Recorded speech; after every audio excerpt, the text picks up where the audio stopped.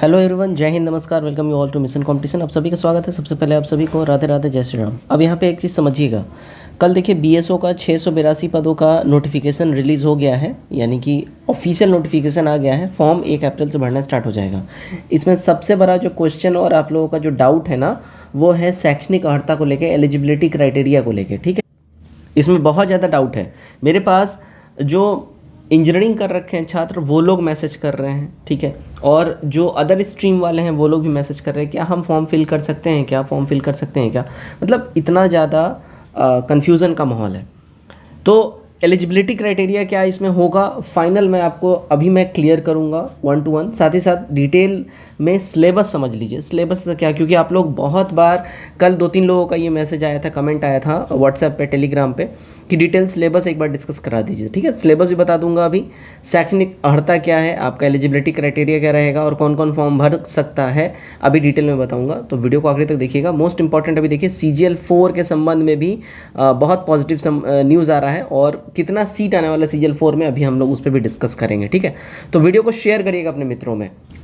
दोस्तों देखिए, आप लोग BSO का फॉर्म भरने वाले हैं, CGL 4 का भी अभी बहाली आने जा रहा है, और साथ ही साथ अभी दरोगा का भी बहाली आएगा, यानी बिहार SI का, और अभी इंटर लेवल का भी एग्जामिनेशन होने वाला है। तो हर एक एग्जाम के लिए बिहार में जितने भी एग्जामिनेशन अभी आने वाले हैं, होने वाले हैं, सबके लिए हमारा जो हम लोग PDF आपको प्रोवाइड करा रहे हैं, ये मोस्ट इंपॉर्टेंट और VVI क्वेश्चन का कलेक्शन है, क्योंकि इसमें जो बिहार में एग्जामिनेशन हुआ उन सब क्वेश्चन का कलेक्शन है। साथ ही साथ मोस्ट एक्सपेक्टेड क्वेश्चन भी डाला गया है। तो PDF जो है 1 लाइनर फॉर्मेट में आपको प्राप्त होगा, और ताकि आप ये पूरा कंटेंट बहुत ईजिली डाइजेस्ट कर पाएँ और अच्छे से पढ़ पाएँ। ठीक है, तो आपको इसमें हिस्ट्री, पॉलिटी, ज्योग्राफी, साइंस, इन सारे सब्जेक्ट्स का यहाँ पे PDF दे दिया जाएगा। प्राइस केवल 149 रुपीज़ रखा गया है। ये 1 टाइम पेमेंट आपको करना है, और पेमेंट आपको करना है इस नंबर के ऊपर में 9708351194। इस नंबर के ऊपर आप लोग पेमेंट करिएगा, और इसी नंबर के ऊपर में व्हाट्सएप पे आप पेमेंट का स्क्रीनशॉट भेज दीजिएगा, फिर आप लोगों को PDF हाथों हाथ प्रोवाइड करवा दिया जाएगा।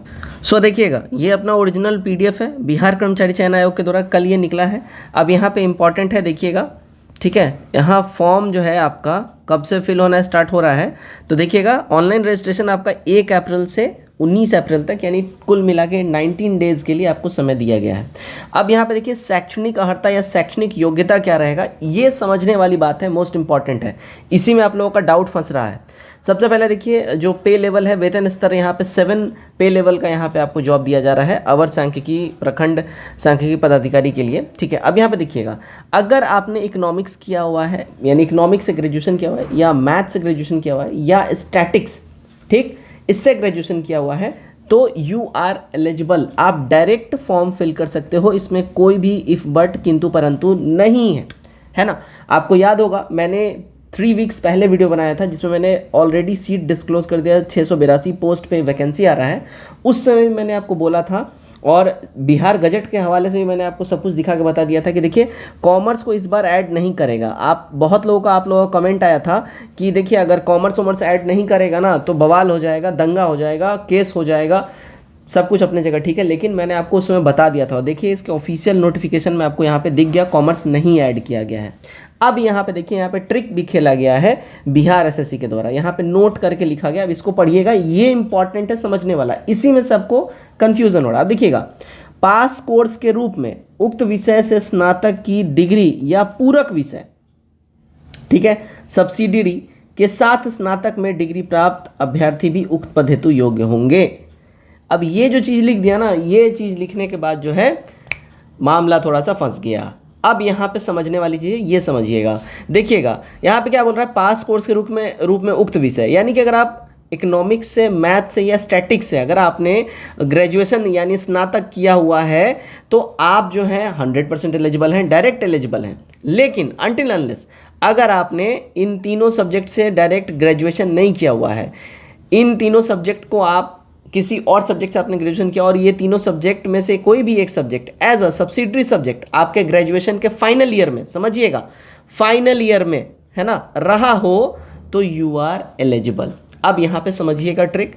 मान लीजिए कोई कॉमर्स वाला छात्र है, ठीक, और कॉमर्स वाला छात्र 3rd ईयर में सब्सिडरी सब्जेक्ट के रूप में, मान लीजिए उसके पास स्टैटिक्स हो, या मैथ हो, या इकोनॉमिक्स हो, इन तीनों में से कोई भी एक पेपर हो, ठीक है, तीनों हो गया तो फिर और खतरनाक, लेकिन तीनों में से कोई एक भी सब्सिडरी पेपर है तो he is eligible. Same case आता है अगर किसी ने हिस्ट्री से ग्रेजुएशन किया हुआ है, हिस्ट्री ऑनर्स किया हुआ है, लेकिन फाइनल ईयर में अगर उसके पास एज ए सब्सिडरी सब्जेक्ट मान लो मैथ रहा हो, स्टैटिक्स रहा हो या इकोनॉमिक्स रहा हो, ही और सी विल बी एलिजिबल। अगर हम बात कर ले इंजीनियरिंग वाले बीटेक वाले छात्रों को, तो भाई बीटेक वाले छात्र एक चीज़ समझ जाइए क्लियरली, अगर आपका सब्सिडरी में अगर ये रहा है मैथ स्टैटिक्स वगैरह ये रहा है तो आप एलिजिबल हैं, अन्यथा आप प्लीज़ कृपया करके आप लोग मैसेज इस संबंध में ना करें। तो यहाँ पे ये चीज़ें आई होप आप लोगों का क्लियर हो गया डाउट, ठीक है। अब आते हैं सिलेबस के ऊपर में कि क्या है सिलेबस, जिसमें बहुत माथापच्ची हो रहा है। अच्छा, एक आप लोग इसमें भी डाउट फंस रहे थे। यहाँ पे देखिए ये वाला जो प्रोसेस दिया हुआ है ना, ये वाला प्रोसेस है किस लिए समझिएगा।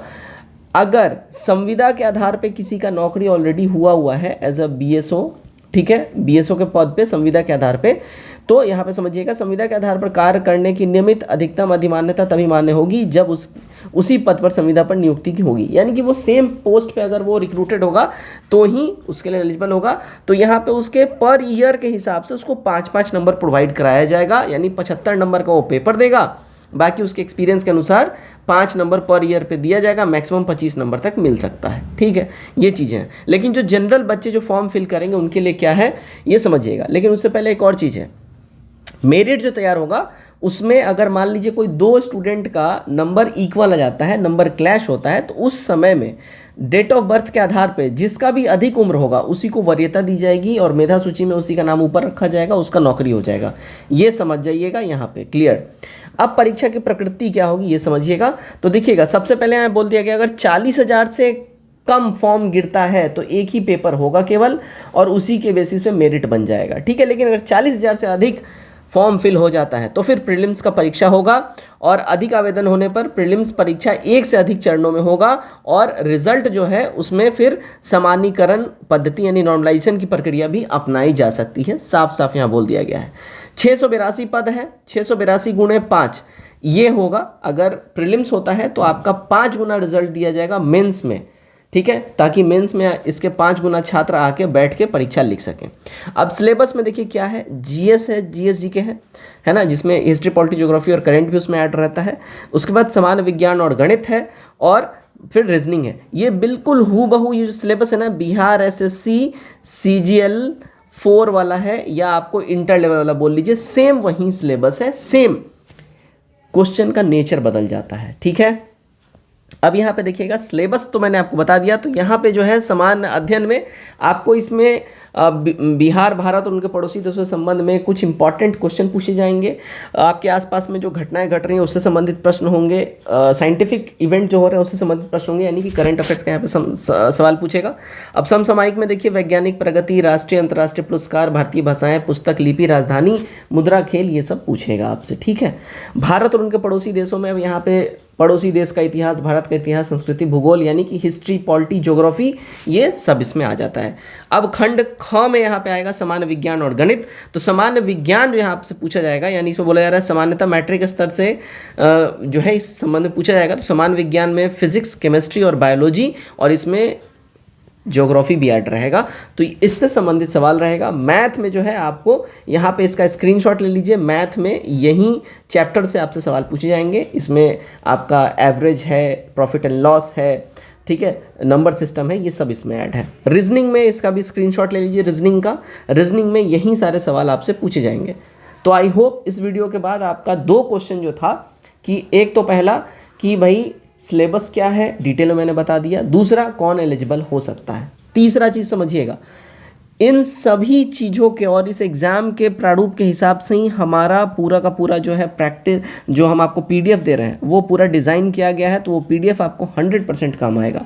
पीडीएफ लेने के लिए 9708351194 इस नंबर के ऊपर में व्हाट्सएप पे आप लोग पेमेंट स्क्रीनशॉट भेज दीजिएगा पेमेंट का, इसी नंबर पर पेमेंट करना है, आपको हाथों हाथ पीडीएफ प्रोवाइड करा दिया जाएगा। आई होप ये वीडियो आपके काफ़ी काम का होगा। कमेंट करके अपना राय जरूर दीजिएगा, वीडियो को शेयर करें अपने मित्रों में। जय हिंद।